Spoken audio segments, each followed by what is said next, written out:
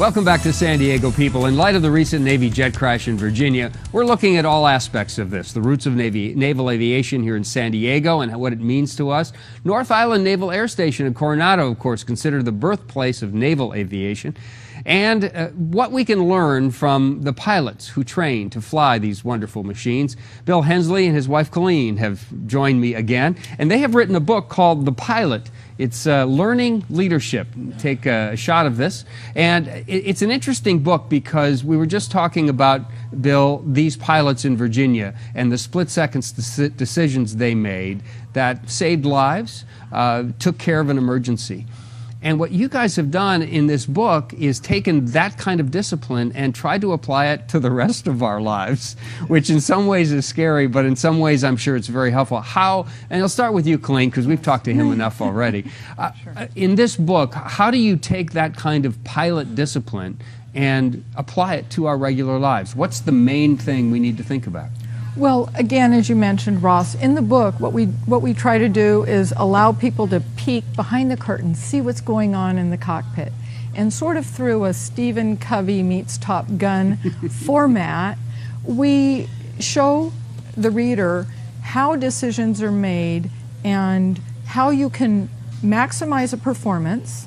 Then we go into the dance between a leader and a follower, and who are those who support the leader, and what kind of leadership model really could be effective and compassionate, and that's exactly what our message is. And this applies to a family, it applies to a workplace, I assume? It absolutely does. It applies to anywhere where leadership, personal leadership, and organizational leadership is practiced. Bill, when you're in charge of a crew of an aircraft, whether it's yourself and the team on the ground, because that is a crew, yes. My assumption is, yes. Or if you have another crew member with you on that, is that the kind of leadership things we're talking about, where they have to trust you and you have to trust them as part of your team as well? That's exactly what we're talking about. We have two parts of the book. One of them is called Mach 1 followership. And in that, what we do is we describe the dance, as Colleen has described, between a leader and a follower, between a superior and a subordinate, and the three characteristics which will put you on a fast track to success anytime you're in that situation. Those are judgment, enthusiasm, and tenacity. We go into those in detail, and then that flows into what we call center seat leadership, which allows you to lead from the top with a perspective from the middle.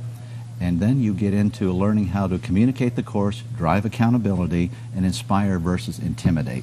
My guess is that years and years ago, when military pilots were trained, they were given a suit and an airplane and said, go fly this thing.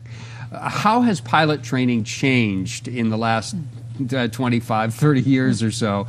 And then, of course, how that dovetails into the issue of leadership versus just flying a machine. You've got that nailed probably just about perfectly in terms of the timing.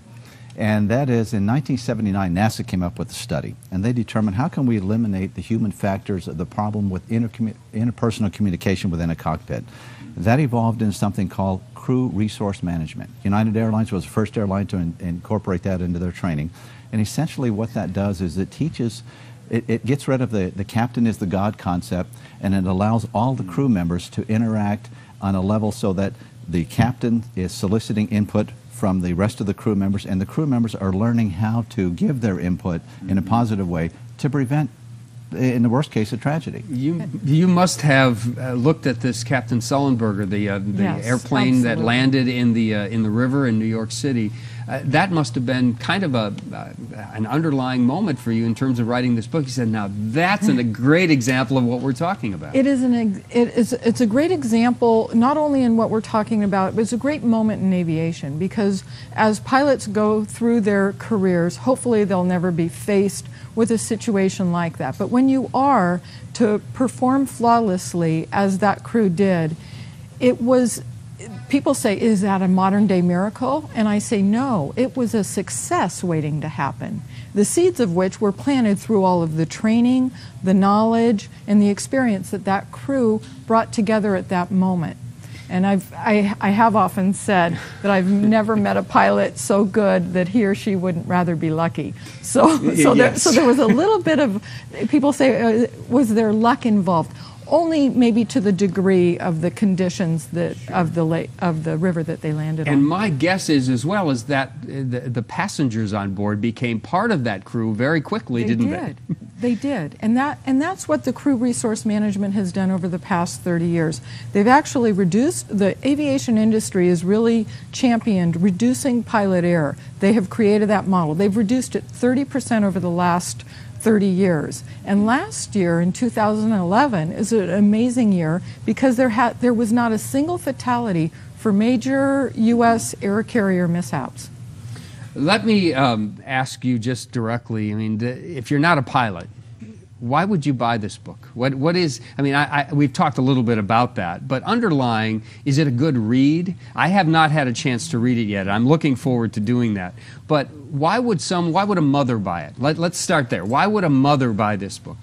Okay, great question. And I'm asking you, not Colleen. Okay, okay, perfect. Safe. The book is not written for pilots. It's written for the non-pilot. Mm-hmm. What we talked about earlier is it peels back the curtains of how this one particular profession does everything. And it gives you an insight, it gets you into the mind of how does somebody operate an aircraft like this that can spin and roll at 720 degrees a second and fly over the ground at 50 feet and 500 miles an hour and do it with confidence and perform flawlessly time and time again. So we give you we give you simple, concise models and methods, and it is really written for anybody from the single mother all the way to the CEO of a multinational corporation. And the underline of that is that's how a mother of 5 can take care of 5 kids and get them dressed and get them off to school, and correct? I tell you, that's harder, that's harder than flying a jet like this, and we all know that. We know that. You know that. And that's the point. And Yes. the same with a father and the same with a boss, correct? Yes. All of those lessons you say are in this book. Yes, yes. And it becomes a great read also because there's a cover-to-cover story. So you see people, and hopefully you can identify with one or more of the characters, and you see them go through the learning process of students learning from instructors, instructors still learning from students. So the theme of learning is prevalent. And let's talk a little bit about flying. I mean, both of you are pilots. Obviously, that's a passion in both of your lives. Yes. What about people who are interested in getting into this profession, whether it be on the military side, whether it be in the commercial side, or just for recreational flying? Any kind of suggestions? Well, passion is the key word, and then couple it with action. Passion and action. So just once you discover where your passion lies, create an environment of full action. If you're interested in the medical field, talk to doctors, go volunteer at hospitals. If you're interested in law, talk to judges, attorneys, and create that environment because it's there that the opportunities will open up and it's there that you start to experience what your passion is. Underline one thing before we go, and that is that in anything there's risk. If you want to be a pilot, there's a risk involved. And I don't mean a physical risk, I mean a risk you might fail. And that, my guess, is when you strap yourself into one of these, there's risk. But you do it for various reasons. And the same with a career, it's the same with starting a family, and those that getting over the speed bump of risk is a big thing for pilots, isn't it? It is, exactly. But I don't want somebody to come away thinking it's an insurmountable task, because you know there's that 12-year-old out there who says, I want to be in the cockpit of a jet airliner someday, or I want to be able to perform heart surgery someday. Don't worry about the how, just worry about having the passion to do it, and paths will open up. Great. Thanks, guys, very much. Thank you.